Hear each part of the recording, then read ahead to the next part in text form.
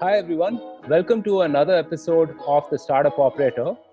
In this episode, I'm going to be talking to Neeraj and Narayan, the founders of Ultraviolet Automotive, which is perhaps one of the coolest startups around. They recently launched the F77, which is a pioneering electric sports bike and has gotten some really rave reviews as well. Really excited to talk to you, Neeraj and Narayan. Hi, how's it going? Likewise, nice to catch up after a long time. Yeah, Yes. man, long time indeed. The U2 concert, I remember. Yes, Yeah. No, so I do follow some of your Instagram content. Oh So yeah, yeah. I mean, I started posting on plenty of social media channels now. I've pretty much become like a social media geek. So yeah, let's start with your background, right? The founding story and stuff. So how did you guys meet, and what was the inspiration to start Ultraviolet? cool. So that story goes back a long way. So Neeraj and I know each other for over 20 years now. Okay. We went to the same school. We both are from Bangalore, born and brought up in Bangalore. Went to the same school. I think we were sort of competing for the top rank through high school. Uh, Nice.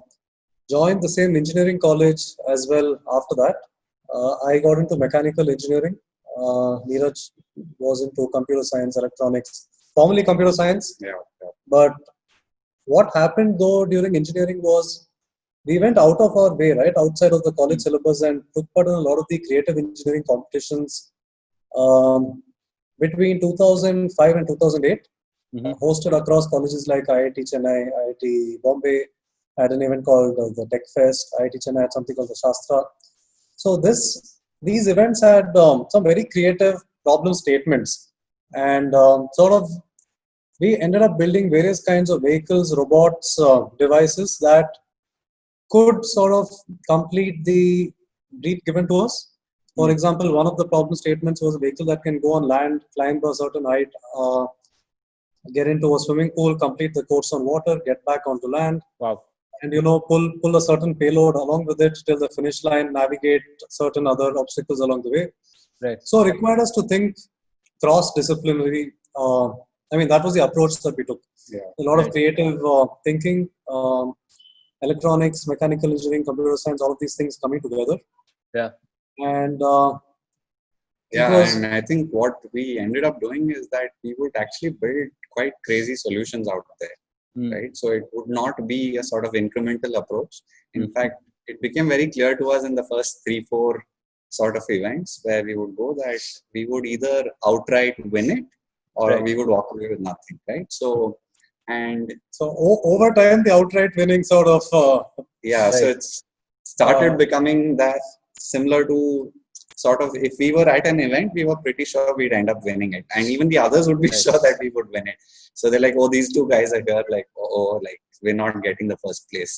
Right? So yeah, I mean, I want to talk about that a little, right? So just help us understand. I mean, what is it like? So I remember, I mean, I used to participate in Mad Ads, and those were just like writing stuff down and like enacting a scene or whatever, right? I mean, here are actually building something. So you're given a brief. You're probably given about half a day or maybe a day's time to put everything together. So what is not that process okay. like?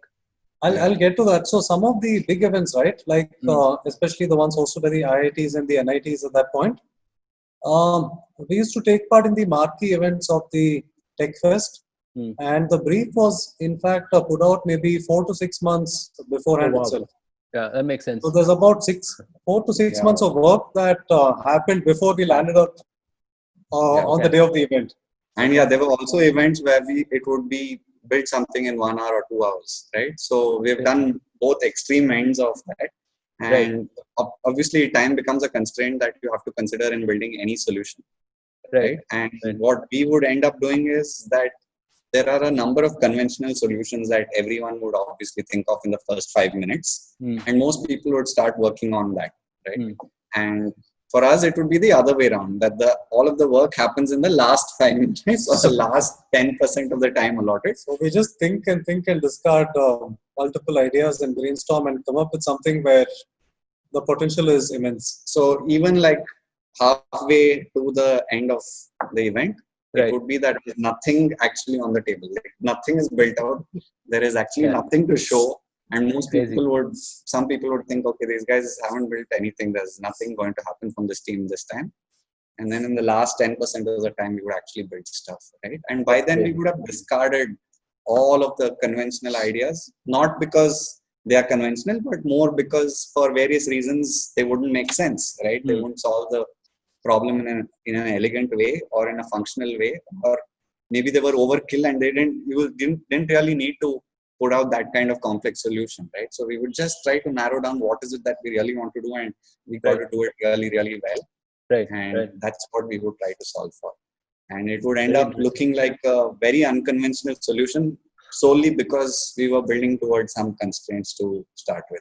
So how did that lead up to ultraviolet and building electric sports bike and stuff like that? So, I mean, from the point where we started to do all this to where we are now, we removed about 10 years or so. Mm-hmm. What happened though during those days in college was that we got comfortable or got really used to the idea of problem solving from a very creative approach. So people usually think creativity is only restricted to art and design, but we would differ. Creativity seeps all the way into the way you use technology, what kind of tech you use, where the way you streamline processes to come up with the solution in a stipulated time frame, etc. Right? So that sort of has seeped into our way of thinking here at Ultraviolet.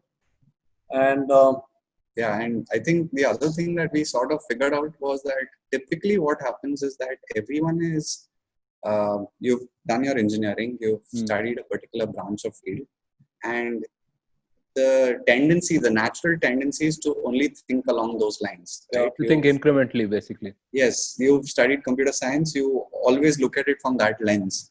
And the thing is that usually any sort of innovation or creativity happens at the boundaries of these predefined categories or subjects, right? So it's across electronics and mechanical engineering, mechatronics, or computer vision and traditional algorithms. Then you just have to blend these sort of topics together. And we got a sense of being also open to the idea of not knowing the solution when you start out. And that causes a bit of uncertainty and hesitation when you start out, that you have no idea what is the solution at this moment. But you know that if you explore ideas around this, you could possibly come up with a solution. And being okay and open to uncertainty was, I think, one of the first things that we learned back then itself. You become comfortable with uncertainty is actually quite a paradox, right? So, Neeraj, I mean, from your perspective, right? Typically, I mean, engineers, as you mentioned, I mean, they're happy coding like an application or an ERP or whatever it is, right? And shipping that. To be able to actually code to, enable some of these actual mechanical moving parts and stuff like that, right? What does it take to transition? Or, the way you look at it, you don't find a difference at all. You're just solving problems through code, basically. No, so I see ideally, in an ideal world, that's what everyone should sort of believe, that you can code your way into anything. But the thing is that it requires a certain confidence building measures that any individual has to build over a period of time. If all you've ever built is simple C code on a computer, you would not have the confidence to take something out like and imagine that you can build an electric vehicle or anything of that sort, right? But smaller incremental steps, for example, that you used an Arduino, right? You've built some sort of small mechanical device or a robot, sort of starts giving you the confidence that, what I've learned in college is not the only thing that I can apply in my life, right? And the internet being the internet, where you have this unlimited resource base. Like you can look up anything. Like most of our learning has been, at least for myself, I would say that all of my education has been from the internet, and I'd say less than 5% of it has been in a classroom or through conventional forms of education, right? So it's a combination of just curiosity, confidence building, and I think implementing things in a small way. Interesting, very interesting. And so you guys are looking at this category, right? And this is a very nascent category, even though it's like heating up and stuff like that. How do you think about the category itself? I mean, do you actually think of do you actually take a step back and think about the category as a whole itself, or I mean, you're just like, hey, you know what? This is a super cool thing. I'm going to build this, and there are enough people to buy this as a Right. product. No, so it's sort of both bottoms up and top down, right? So Yeah. when we started the company, we also had to look at, So we Yeah. were clear that we do something in the electric space. And then we narrowed down to two-wheelers at some point. Did a lot of research on what's happening across the planet, different companies in the east and the west, what's going on. And the east sort of things were going towards a common denominator where everything's sort of operating on a low power, low desirability quotient, just pay-per-use sort of models. And the West was sort of where innovation was happening on the four-wheeler side. Things were improving with regard to the batteries, self-driving cars, all of these were happening. And we figured that for India, right, so this goes back into our interest areas as well. We think two-wheelers will pick up faster than four-wheelers. Okay. Multiple reasons for this. One is the number of companies attempting two-wheelers and the possibility of some of these companies getting it right is a little higher in the two-wheeler segment compared to the four-wheeler segment, because in four-wheelers we're still dependent on the incumbents to transition to electric. Two-wheelers is a space where disruption is possible, and the battery capacity is limited. You don't need a battery that weighs a few hundred kgs, right? It's less than 20-30 kgs in most cases. And this is where innovation on what we've done, for example, modular batteries. We had to do things from scratch. So things like that were possible on two-wheelers. And within two-wheelers, we decided that we are going towards the premium performance segment. Reason for this is that anytime you see new technology coming about, we didn't want to be at the low end of the spectrum to begin with. Rather spend some more time and effort and sort of establish once and for all that electric is capable of outperforming even the performance IC engine vehicles. Right. And so you start at the top of the pyramid, and then, I mean, the options are open for you to figure out where, when, what you want to enable at what point in time. Yeah. Sort of the Tesla approach, right? Yes, kind of that. So the other interesting point here is that India, and this is very unique to India, that everyone sort of views their two-wheeler, whether it's sort of a bike or a scooter or whatever it is, there's a certain sense of pride in owning that vehicle. I mean, you'll probably recall, right, your first bicycle that you bought in middle school or whenever, right? And you went the through first bike I had, RX-100. Yeah, exactly. See, so that whole RX-100, the culture itself is such that when you're graduating from college, you already imagine what would my next bike be, and there's a certain aspirational value and emotional sort of attachment building up, right? And it's not just, let's just say, a functional form of commute, right? So, and it's fun, it's a status symbol, it's something you really look forward to. Right, and that's where we saw sort of an opportunity that all of these vehicles that exist today have really been functioning on technology that was built a few decades ago. And while consumer electronics in your phones and your other devices has moved ahead, you haven't seen that kind of technology come into your vehicles, right? And specifically two-wheelers. And we didn't see too many companies working on that. And this was a big opportunity for us in terms of intellectual property, in terms of new innovations that can happen. And so we narrowed down on which segment we wanted to operate in, and what you have today is the F77. Awesome. So how do you go from like an idea to a launch, right? I'm pretty sure that there are plenty of things, in between, right? So how do you go about building all of those things? So that was about a 3-year period. That could take 3 years, right? At least. From the point we froze the idea to actually the launch that we had last November. Right. So the way we went about the whole thing was, first we identified that it's a performance premium motorcycle, and then we sort of did our research and understood patterns as to what people's expectations will be in terms of everyday usage, distance that they would want to travel, modular batteries, advantages that could provide over fixed battery or vice versa, and sort of had our base constraints that the range should at least be 100 km plus. Your top speed should be in the zone of where every other 200, 300cc motorcycle is going to be. Right. And sort of we worked backwards and figured out what it takes to get to that point from there. Right. So Want to talk in the about whole, that in particular, right? So because I think that's especially an interesting point that you mentioned. How do you go about doing that user research for something so futuristic, right? So how do you go? What are the kind of questions that you ask? What is the data that you're looking for to validate and so on? see, the technology is new, but the way Hmm. someone uses the vehicle should not Yeah. be a new learning curve. Right. So the good part there was enough data already available. Hmm. All of us use two-wheelers. All of our friend circles, people are using two-wheelers. Of course, we went outside of that and interacted with a lot of different types of focus groups Hmm. as well. But the data we wanted to have is not what people would expect in electric. Hmm. Because right now, when you say, would you transition to electric?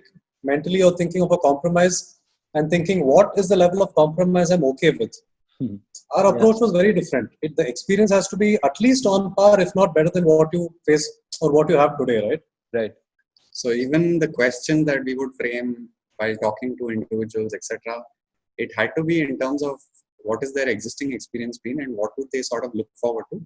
Electric coming into It's the sort of a picture, byproduct. yeah, it's not that okay, you're transitioning to an electric vehicle which is sustainable. You're transitioning to another vehicle which Right. is significantly better. It happens to be electric, Just happens right? to be electric. Yeah. Yes. Yes, right. Yeah. Yeah. So, and there were functional aspects, there were emotional aspects, there were ownership related aspects, there were ergonomics related problems that we had to solve. So, Right. basically, each of those had several sort of criteria. And in terms of how would a person ride it in a city versus on a highway, now in terms of what would be their seating posture, in terms of how aggressive would it be for the person who's riding the vehicle versus from the point of view of a third person who's looking at the person riding the vehicle, and how does that even appear for that third person. And that was an important criteria even for the Yeah. rider, that he Yeah. should look cool while riding the bike, Yeah. right? No, I So, especially liked that segment in your launch where you spoke about the sound, right? The sound that the exhaust makes, which right, is fantastic, actually. right, even So, that was a big important sort of criteria. And one of the I mean, things that that's a question everyone has had unanimously, right? What's the right. sound going to be like? And Yeah. and does it have a sound at all? yeah, and Yeah. so we actually, what we ended up doing was we realized that a lot of companies take different approaches, right? One of them is adding speakers to the bike to sort of mimic the sound, and you Right. can upload your MP3. And that's one way of solving the problem. For Yeah. us, it was more of a, The whole, yeah, at a very philosophical level, honesty is sort of an approach that we take very strongly Right. through the whole product development. So when we talk about aviation influence, Hmm. so one thing that is very strongly seen in an aircraft is the level of honesty, Hmm. right? If there is something that does not require to be there, it's not there. So everything that you see, whether it's the shape that is influencing the aerodynamics to the way one controls the aircraft to the technology that is powering things up internally, everything is completely honest. Right. And we have stuck to that philosophy as closely as possible. and so what we ended up doing, for example, on the sound was that we started to realize that the motor itself inherently has its own sound, right? And that's very unique. It's different from an IC engine. And we started to see how we could leverage that.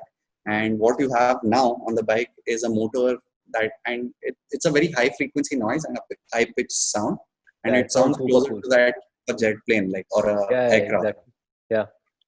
And with all of this cool stuff, right now, you are going up against the conventional bikes and whatnot, right? I mean, obviously, everyone's adding whatever kind of innovation, whether it's incremental or order of magnitudes to, all of their SKUs. How do you see yourself competing with regular vehicles? Like, why does someone buy an ultraviolet over, let's say, a TVS or a Bajaj or something else? Okay, so two parts to that Or is question this a is, separate demographic altogether? so there's two parts to that. One is you were talking about incremental versus what level of innovation are companies working towards, right? So that is a call that we had to take very early on, that the entire battery drivetrain platform is something that we will completely work on in-house. Different companies have taken approaches of importing some kits, and this was even before the whole Make in India or localization of components even came into play. And no, so for that also there's always sort of a build or buy sort of decision that we have Yeah. to take on various fronts, right? And for us, usually that decision comes to the point of, is there something out there that actually solves the problem in a meaningful way and in a cost effective way, right? And if, first of all, if it doesn't solve it in a meaningful way, then there's nothing to talk about. And that's where we also end up building intellectual property ourselves when we build out a solution, right? It may not have various functionality, or it may have newer functionality than what is available in the market. And Right. that becomes an opportunity for us to sort of build out our portfolio of patents and sort of trade secrets and even special mechanisms that we internally have built out through our innovation and sort of engineering and research, right? And then comes the area about, okay, this is something that can be done by us, and it's done elsewhere in the world. And it is not cost effective to get it from another country, right? And so what it means is that we have to put in effort to make sure that it is possible to build it out right here in India. And there are some things like that as well, right? And it may not involve significant intellectual property, but it needs to be done, right? Yeah. Otherwise we would end up depending on some other geography, and which could lead to problems in the supply chain later on. So we take various decisions like this, and it has been an ongoing thing. But where the good thing about India is that on the mechanical side, right, it's a very mature network of suppliers capable of manufacturing things like different processes to make the frames for the vehicles. Right. When it comes to casting, when it comes to sheet metal, when it comes to things like shock absorbers, wheels, tires, etc. These are not things that we might have ideas of how we can improve existing things, but I mean, if you get into all of this at a very microscopic level, then it's going to be about 10 years for you to get something out. Right? Yeah. So we have been clear that at a very high level, we spend time on things that we believe is going to, that IP that we develop is going to get the company significant advantage in the coming years. And a lot of that lies around the batteries, the powertrain of the motorcycle. And the electronics, the software that goes into all of these things. It's really a question of how much better in terms of cost and innovation, right? From both perspectives. Yes. Yeah. Sorry, I mean, you were talking about, how you compete versus the other bikes and so on. Yeah, I mean, please go on. So the other thing is that, right, what we've also seen is people are super excited about electric. And in the last 5 years, so Tesla's done a really, fantastic. I mean, Tesla's been great for the industry. I mean, they're taking GM and Ford and the who's who of the automotive industry head on, right? Yeah. And I think leaving valuations and all of that side of the business things aside, it is still a remarkable thing that that Tesla has done for electric vehicles. So right from the first car where they outright proved that they could outperform all IC engine four-wheelers, you've seen the improvement year on every segment that they've gotten into. Yeah. Right. And I think the other aspect of this is also from a competition standpoint, right? There is a user profile that is important to what we're talking about, and the persona of that person who's buying this kind of vehicle.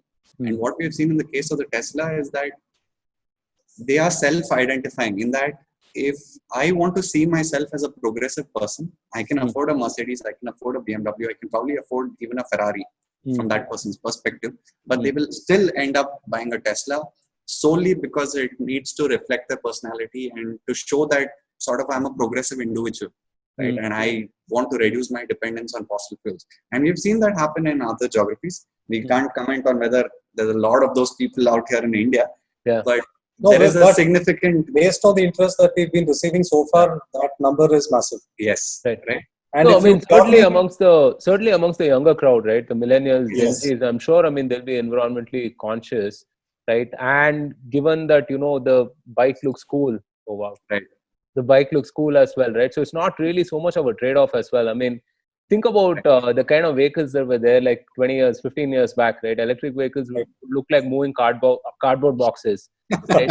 So given that, I mean, we've come a long way. Right. So, I mean, so you have this cool product. Now you have to move this product, right? So which means that, like any consumer product, you have to think about building distribution networks and so on. So how are you going about doing that? Right. So see that again, so it's sort of sort of a push or a pull, right? Sometimes you get you push it out into the market. You have a very wide distribution network, right? How the conventional companies work, and you have distributors and partners and showrooms in every city across India and things like that. And for us, it's sort of being inverted, that model. What we've seen is that thousands and thousands of people across the country are coming to us on our website, applying, pre-registering to buy these vehicles. Awesome. And we're able to sort of estimate where the demand would come from, right? Which cities would it be? Which regions of the country? What would be the age group? And so this helps us sort of fine tune where exactly we would go. And obviously we can't be across the country on day zero. Right. But this sort of helps us prioritize where we would end up being, and how we could end up being closer to the customers. Right. Or could you, instead of being in one city to begin with, can you do 3 or 5? Like, these are things we are realistically evaluating at this point. And like you said, so the millennial population, the younger generation, the method of consuming information and the method of and how they make these purchase decisions has also changed, right? It is not always that, okay, like 10 years ago, that everyone always goes to the showroom to make that decision.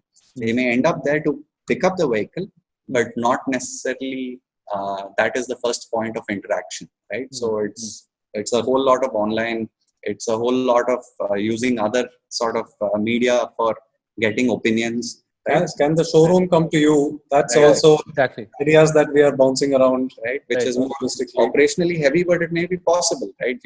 Why can't you book a test ride, and why don't they come to your house, right? So that you can take a test ride from there. So, and all of this translates into the service side of things through your ownership cycle. So what we are focusing quite strongly on is the entire experience of you being part of the Ultraviolet family. And it's not just about the ride experience. It's about from the point where you hear about the product till the point where you continue owning the product and probably consider a second product as well, right? So the whole thing here is that, like we were talking earlier, when it comes to being creative, it is not just in one field, right? Where you say, okay, I built a really cool bike, which is an electric bike, and my job here is done. But the rest of the company and the way that we get to market is all conventional. It's not like that. You know what the cool part here is that we are able to think of ideas from the other side of the table. Like, if we were prospective consumers, what would our ideal fantastic experience be like? Right. And it's not too different from what we are trying to push out there as well. Right. So it's a very close fit between the two of us, the team, the Ultraviolet team, and the consumer in terms of emotional appeal, mindset, how people perceive value in products, etc. So we've ended up owning and sort of using several two-wheelers, right? That is available. These are available in the Indian market and from elsewhere. And so we've gone through that experience ourselves, and we've learned and studied that experience, from going to the showroom to how many days it takes for delivery, to the point of, okay, I go there at 8 o'clock in the morning to give my bike for a service, and then that person at the other side treats us like, you know what, boss, today it's full, like you come some other day. Like, so there might be areas where you don't even realize today it's a pain point until we give you a solution tomorrow, and then you're like, oh man, why wasn't this already in place? Right. And if you look at like the consumer decisions also, right, especially for something that's I won't even say it's restricted to large ticket purchases, so much of that has got to do with identity, with ethos, with what someone stands for and stuff like that, right? And which is why, I mean, I guess it makes sense that you're thinking the whole way through, the whole 360 through, right? Right from purchase to post purchase to, you know, thereon. Yeah, so which is, I mean, it's really fantastic. So Ultraviolet might possibly be closer to a lifestyle brand, right, than just a two-wheeler. Yeah. Right. No, absolutely. So you have, you know, all of this really cool engineering, design, all of that coming together within the company, right? So you have to bring together perhaps, you know, the best engineers, the best designers, the best business people, all of them. And really they're working on, as you mentioned, you know, the edge, like the edge of innovation. How do you keep these guys motivated, and how do you attract these guys? You know, obviously, I mean, you show them a picture of the bike, that is one thing. But, you know, how do you keep these guys coming back every day, you know? How do you build culture, I suppose? That's the larger question. Okay, so when it comes to culture, it's sort of what we are trying to translate through the company is the way we used to work, Hmm. where it has to be fun. You're having fun. And I mean, if you solve the problem on day two, it's not fun, right? For people who are super motivated. That means either the problem wasn't hard enough for you to solve, or it wasn't worth your time and effort in the first place. Right. So the people who are working on a lot of these challenges, Hmm. and the challenges are quite significant in the sense it requires a lot of creativity and time to solve and fine tune. Solving is one thing. From the point to solve it to fine tuning it to be production ready, both are equally critical loops in the design process, whether it's the electronics or the mechanical engineering or No, the design. the other key difference is you can't do the whole startup spiel of like, fail fast or break things and stuff like that, right? Because not in this industry. God forbid. Yeah, not, God forbid. not in the And the whole MVP sort of MVP. model. Yeah, exactly. Ship That and just will spray be really two hard, wheels in basically.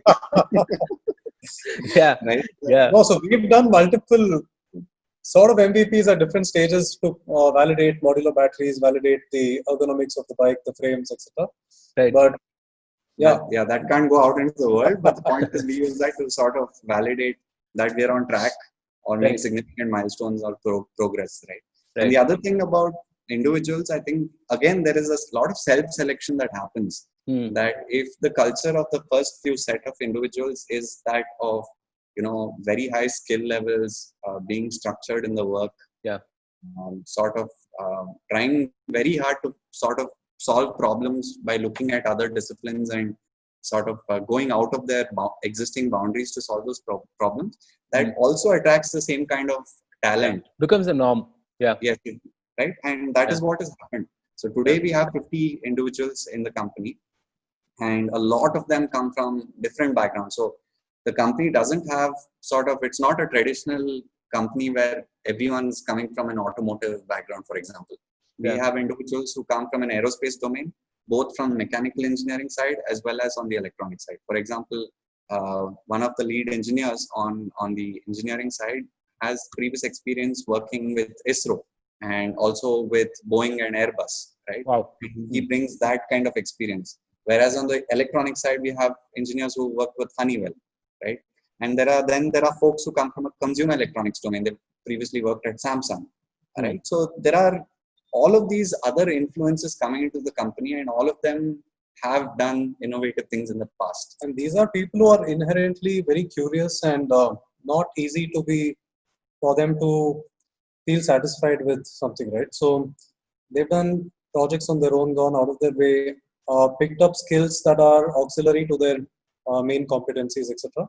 So that I think goes a long way in how people work together pretty well. Yeah. So it's not that one guy is very strong in his field and cannot understand what the other person is talking about. No, and anyone who can operate at the overlap of like 2 or 3 fields, right? I mean, is sort of I would say the best kind of person that you want to work with, because they make sense across. I mean, they have a core set of principles that can operate in multiple spheres, right? So cool. So let's do a quick like a rapid fire round. Okay, nothing scandalous, like straight answers to everything. So Neeraj, one thing about design that's made you a better engineer? I'd say understanding emotional reactions to stuff, right? So, but if you want, that's a sentence. Yeah.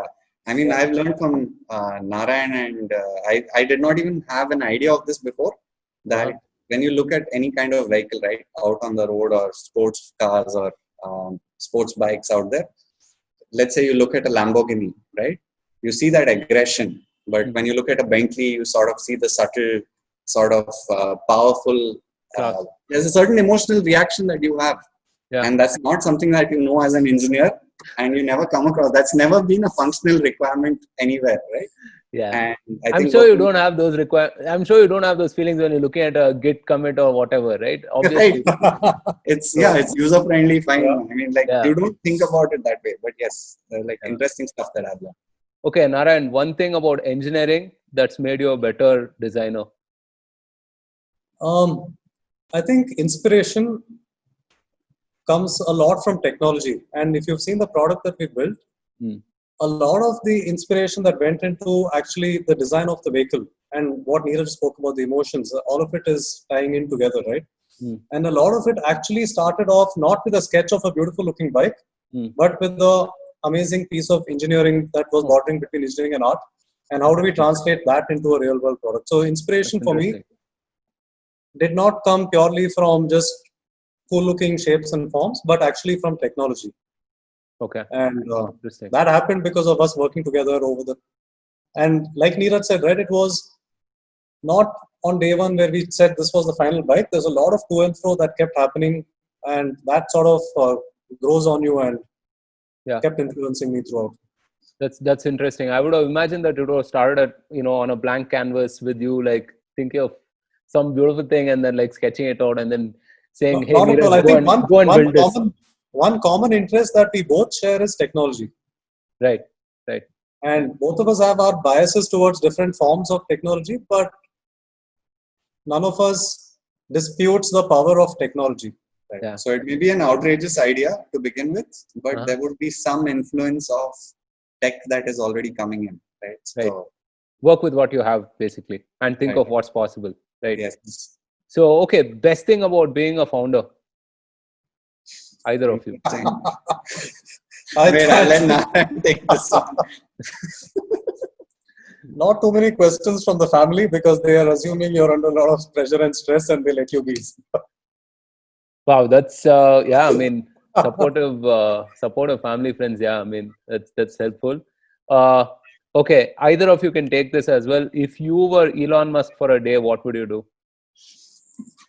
I don't think anything much happens in a day, but I think it would be awesome, of course. I'd come down to Ultraviolet and talk to the two of us. That's a better answer. That's the interview we should record for sure. Yeah, I mean that'll be amazing. So, what is the one thing that people grossly, how should I put it? I mean, one thing they're very underprepared for about like building electric vehicles or electric products as such.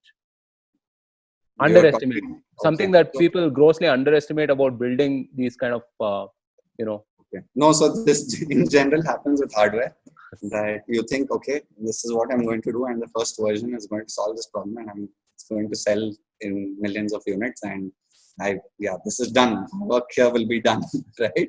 But just to get to that first stage of having a product that is reliable, is capable, and is functional to the level of the expectations set by the market, is itself a big deal, right? So this is what happens. People take kits from some other country, just put it all together and think, okay, here's my electric vehicle. This is going to be awesome.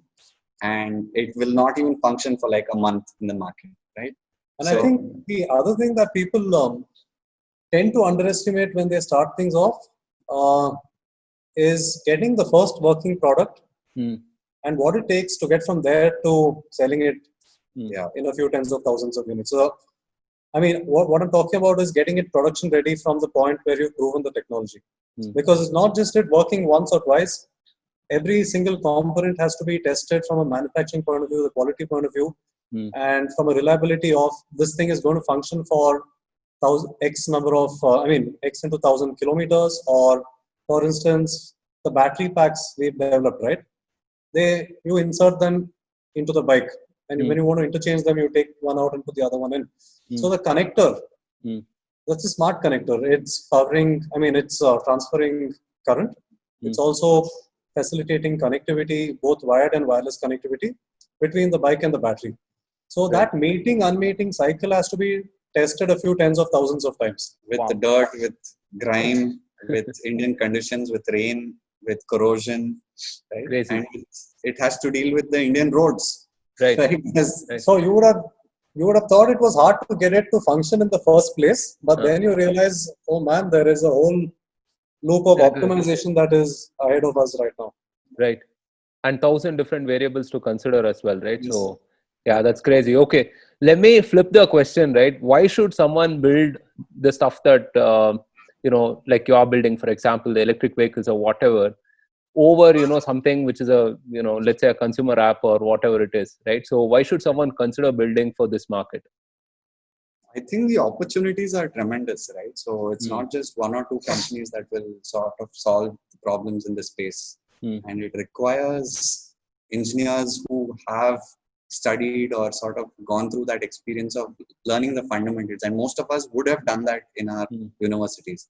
And I find it very weird, frankly, that if you've studied physics or math or chemistry and you're going and optimizing an app for sort of A/B testing or anything of that sort, that you're really using the things that you learned, or you're doing, I wouldn't call it meaningful progress. It is probably meaningful progress, but it is the best use of anyone's time, right? So really puts my life in perspective, but thank you for that. Anyway. No, I did not mean it that way. I'm just saying that. No, I was kidding. But it depends on what your interest areas are, right? And this whole ecosystem, there is innovation is required right from the infrastructure side to the minute details of the product.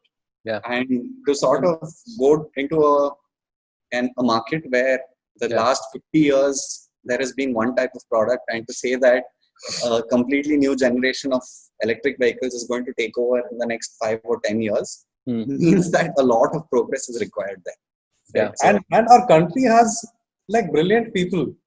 Why are we not harnessing that everywhere possible? Right. So, at the very minimum, engineers should do engineering. I mean, even though I'm not that person to be giving that advice, but I feel 100% engineers should do engineering, right? And even within engineering, hey, I mean, I did my instrumentation engineering. I spent about 2.5 months in the refinery, came running back, right? So I was done with it. No, No, go on. Sorry, you were saying. It also depends on the opportunities that are presented when you start out, right? So that defines your experience also.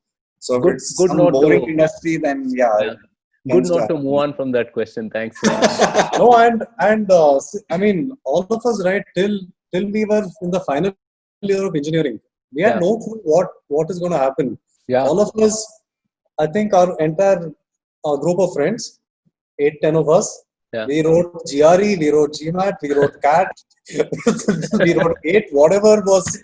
All of the acronyms and 4-letter and 3-letter. I mean, it's like, I mean, we were all like, we tried to de-risk everything, right? And we graduated a hell of a time as well. I mean, 2007, 2008.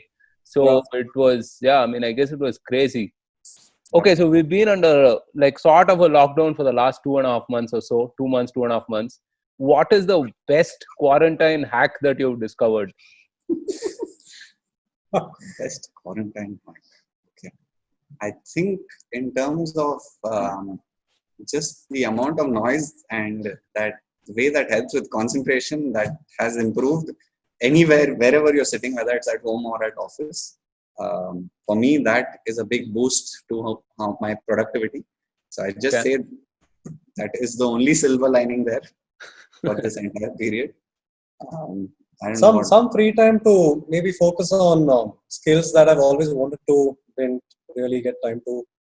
But now it's all about focusing on things that will augment work. Maybe pick up something on a few softwares, just read some more, understand things about different companies, more on these lines. Something like learning music I would love to do that. But now, for good or for worse, somehow everything that I'm doing is sort of seeing how it will, provide something to what we are doing here. Right. Something. I mean, it'll be a stronger motivation, right? I mean, definitely.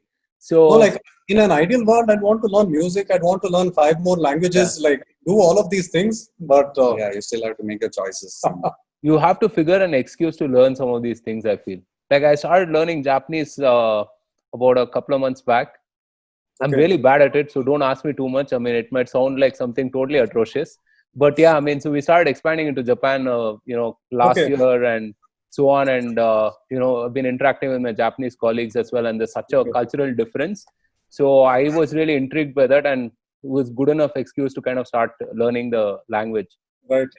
So maybe the next version of Ultraviolet or whatever has some kind of a music component to it, and then you should pick up something. Sure, awesome. That's really cool. So what books or podcasts, what books do you read? What podcasts are you listening to right now? So it's a lot of different abstract material. One day it could be something that I'm looking at on Coursera. Someday it could be like a session on Masterclass. Someday it could be just something I find on YouTube. So there is no structure to it. Just try to keep the horizon broad and try to absorb different domains, different people, different cultures. And Okay. Yeah, so same here for me as well. So I tend to sort of very easily, quickly move on from one topic to another. So Okay. it's more sort of broad based, whether it's podcasts from different sort of engineering backgrounds, or from philosophy, or from history, or from the general tech scene, to ebooks, or sort of books on Kindle, and even sort of using Kindle Audible, right? So I just keep jumping across, and I very easily discard stuff also. If something is not catching on in the first few hours, I just move on, and that helps me sort of progress in terms of the amount of content that I cover. So he's made that transition successfully from a real book to Kindle. I am yet to do that. Yeah, me too. I just like the feel of the real book, man, for some reason. And I'm the kinds who'll go back a few pages, like make notes and stuff like that. So it just doesn't stick in my head if I don't read it on a page, really. Right. I mean, you can't argue this with logic, right? It's a lot of emotional. Exactly. And I'm going to shamelessly plug my podcast as well. Please listen to the Startup Operator if you haven't already. So we talk to people like yourselves. So this has been a fascinating conversation, right? And I want to be mindful of your time as well. Before I let you go, I want to ask you your advice for whoever is out there listening to this podcast and might be considering building the next Ultraviolet. Well, they should just join go for it. I mean, the whole idea that what happens typically is, when you're thinking about an idea, is that you don't get started on it. You end up thinking about it for a long time, right? And the first stage of that is to just move along and make some progress in that direction. And I think even for us, that has happened multiple times. And you will be sort of, when you look back at it 5 years later, you'll be surprised that one decision, how far it has taken you and how much progress. In most people's lives, the decision will be, should I quit my job and start this? I mean, if you're thinking that, then you probably should. If not, I mean, you're going to miss the boat, and someone's going to take that opportunity in the meantime. I think there's an interesting idea that was proposed by Jeff Bezos. I think he had said he follows what he called the regret minimization framework. Right? Wow, sounds fancy. Yeah, it's a fancy name, but the idea is very simple. That if you don't do what you're thinking about right now, would you regret that decision probably 10 years later? Right? It's very simple. It's just looking back in time later on. Would you regret this decision to continue what you were doing, or to switch to something else that you wanted to do? Right? And if you sense that there is going to be a certain level of regret, it's about time to make that switch. Right? And there have been instances in life where I've actually faced that, and I've used the same thing. I'm getting to know that Jeff Bezos said it sometime in the past, but for instance, the main point was when I had to do my second master's. So right out of design school, second masters. Narayan, how many degrees do you have, man? You have Neeraj on the other end saying that he learned everything from Google, right? Yeah, okay, go on. Sorry. So I had a bunch of opportunities to work with the Indian companies. Got into one of the really good top schools based in Sweden, and conventional wisdom said, join the industry, you'll learn more than doing another course. But I mean, it was the same thing. For me, it was looking back after 10 years, am I going to regret this? And I was unsure of the answer, and that's where I knew I probably should do it. And now I can tell you it was a fantastic decision. Yeah, it's not just about what you learned in class, but for instance, my class of 10 people, right, had 9 different nationalities. Wow. And the cultural influences that you pick up, the problem statement might be the same, but there's 9 different ways in which the same problem is being solved by people around you. Right. So it's not just what you do, you actually pick up so much from the people around you. Right. So a lot of that, and being out of your comfort zone, figuring out how to do a lot of things, including cooking and managing everyday life. So so like what he said, 5-10 years later, if you think you're going to regret not doing something, then Just do it. And So somehow Sorry, you'll find a way to figure things out. Yeah, so being sort of okay and uncomfortable with not knowing the answer, that has also taken us time to build that. Imagine being in a state of anxiety all the time, right? yeah, Is not a very comfortable place to be yeah, in. yeah, But yeah. And I would also say that maybe don't try to do everything alone. Don't put everything on yourself. Maybe find a group of friends, like-minded people who have diverse skill sets, who can you all can come together and solve that problem in a meaningful way. Right. Or join the ultraviolet ecosystem.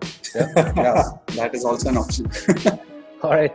Thanks so much, guys. This was awesome fun. We should definitely catch up again. Really for appreciate sure. your time, and hope to catch up with you guys soon.